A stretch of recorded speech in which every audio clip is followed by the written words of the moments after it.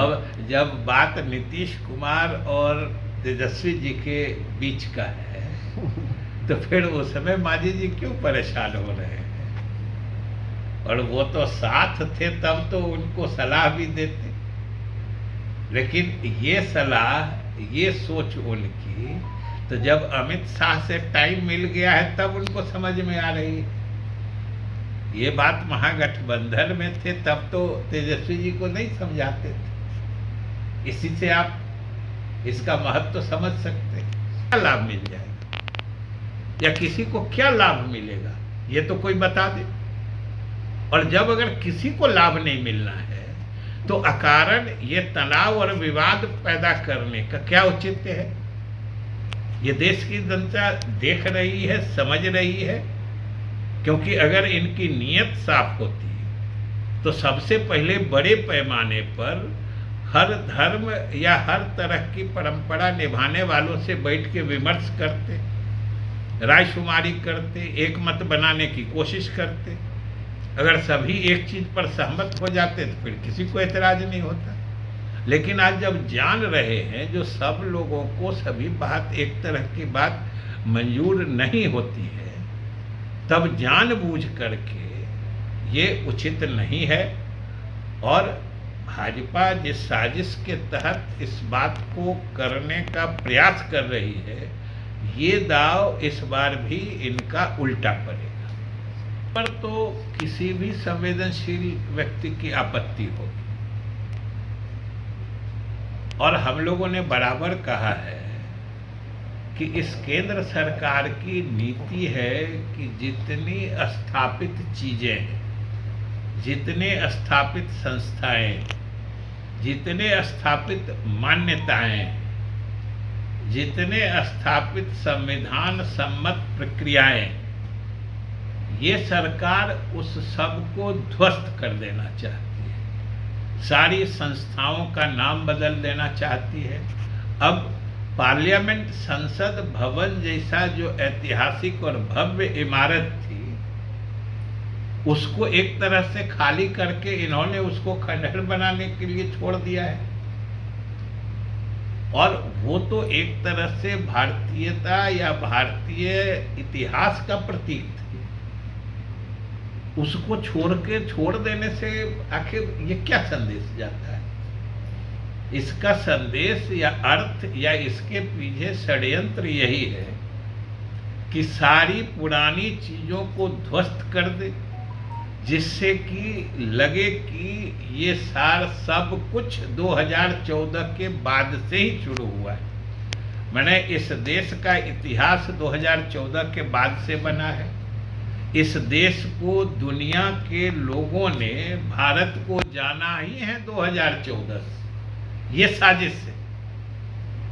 जबकि लोगों को देखना समझना चाहिए। आज कोई एक देश आपकी तारीफ करता है तो अपने से ही पीठ थपथपाने लगते हैं। और भारत आज से 5-6 दशक पहले 120 देशों की रहनुमाई कर चुका है, नेतृत्व कर चुका है।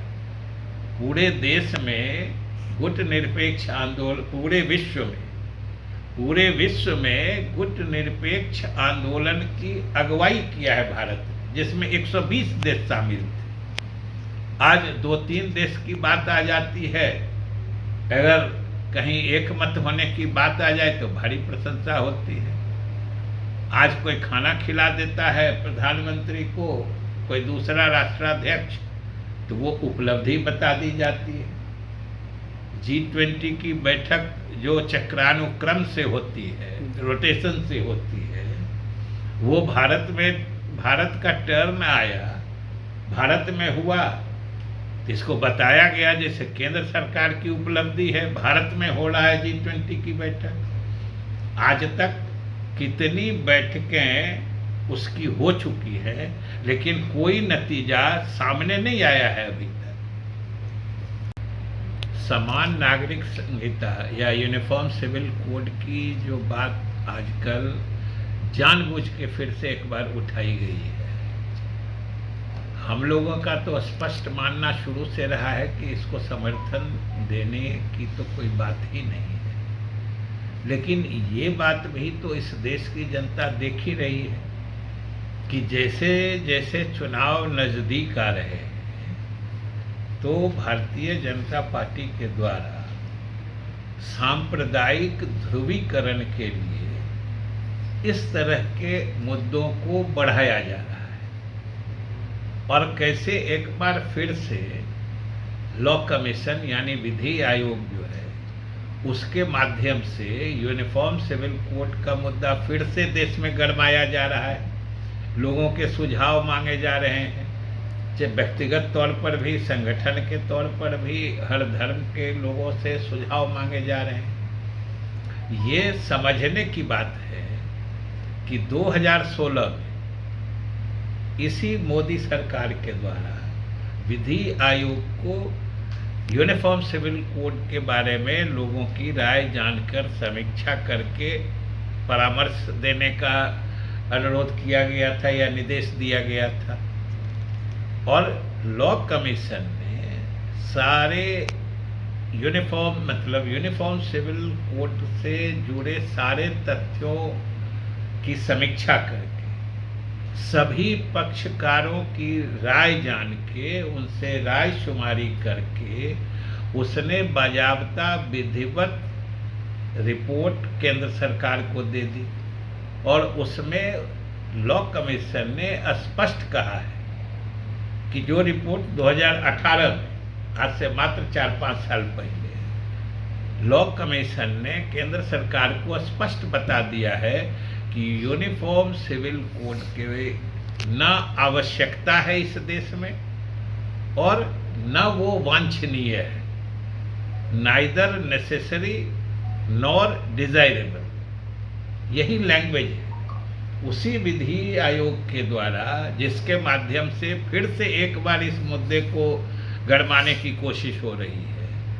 उसी ने जब 4 साल पहले ये रिपोर्ट सरकार को दे दी है कि ये मुद्दा न तो इसकी आवश्यकता है और न ही ये वांछनीय है, तब आखिर इस 4 साल में क्या बदल गया है?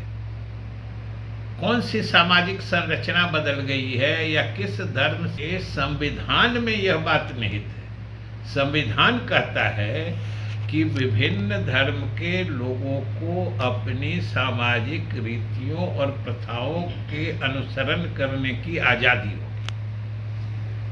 तब 4 साल पहले विधि आयोग ने भी, लॉ कमीशन ने भी रिपोर्ट दे दिया है कि न इसकी आवश्यकता है और न ये वांछनीय है, नाइदर नेसेसरी नॉट डिजायरेबल। जब फिर 4 साल के बाद बिना किसी कारण के इस बात के लिए पूरे देश में फिर से राय मांगने की क्या आवश्यकता है?